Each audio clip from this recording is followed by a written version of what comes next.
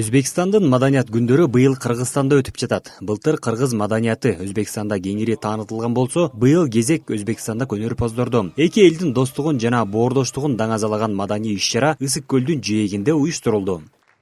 Чолпон Ата шаарына 170-тен ашуун делегация келип, бүгүн Чолпон Ата шаарынын тургундарына, Чолпон Ата шаарынын конокторуна ушул көгүлтүр Ысык көлдүн жээгинде эс алып аткан адамдарга ушундай жаркын маанай тартуулайлы деп келип отурушат. Шанхай кызматташтык уюмунун алкагында Чолпон Ата шаары туристтик жана маданий борбор болуп белгиленген 26-жылы ошонун алкагында көп маданий иш-чаралар ушу Чолпон Ата шаарында өтүп атат. Маданият күндөрүнүн алкагында Өзбекстандан келген өнөрпоздор кыргыз көрүүчүлөрүнө өз өнөрүн тартуулашууда. Сахнада өзбек элинин ыр-күүсү, улуттук мурасы жаңырып, эки элдин маданий жакындыгы дагы бир ирет даана көрүнүүдө. Иш-чаранын жүрүшүндө эки өлкөнүн маданият өкүлдөрү жолугуп, чыгармачылык байланыштарды бекемдөөгө багытталган биргелешкен иш-чараларга катышууда.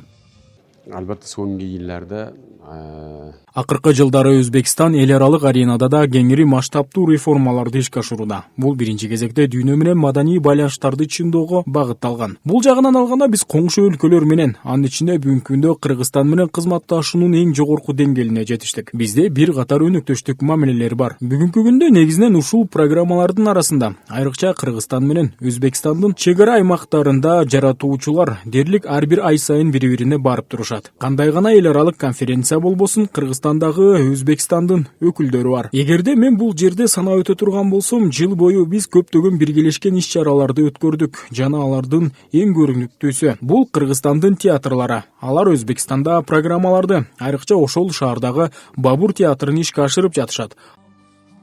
Коноктордун айтымында мындай иш-чаралар эки элдин достугун дагы да бекемдейт. Өзбекстандык өнөрпоздор өз маданиятын тартуулап, кыргыз ырларын да аткарып, көрүүчүлөрдүн жылуу алкышына ээ болууда.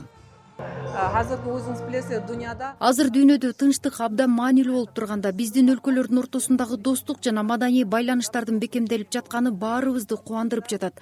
Мен Каракалпакстандан келдим. Өз өнөрүмдү тартуулап элдик ыр аткарганымда мындагы көрүүчүлөрдүн кол жабысы мага өзгөчө таасир калтырды. Буга чейин Бишкекке жана Ошко келип маданий иш-чараларга катышып жүргөм. Ал эми Ысык көлгө биринчи жолу келдим. Бул жердин кооздугуна, айрыкча элинин меймандостугуна суктанып жатам. такие культурные мероприятия. Биздин мамлекеттерибиздин жана элдерибиздин ортосундагы достук мамилелер көп жылдан бери уланып, муунга өтүп келе жатат. Бүгүнкү концерт абдан жакшы өттү. Бизди жылуу кабыл алышып, кыргыз ырларын аткарганыбыз көрүүчүлөргө да жагымдуу болду. Мен оюмча, мындай маданий иш-чаралар Өзбекстан менен Кыргызстандын ортосундагы достук мамилелерди мындан ары да бекемдөөгө чоң салым кошот.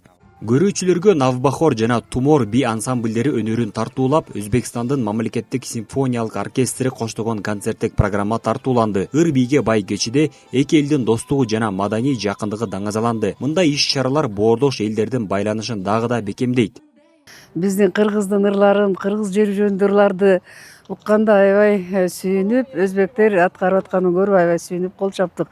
Бул биздин достугубуздун бекемделишине абдан чоң өбөлгө түшөт деп ойлойм.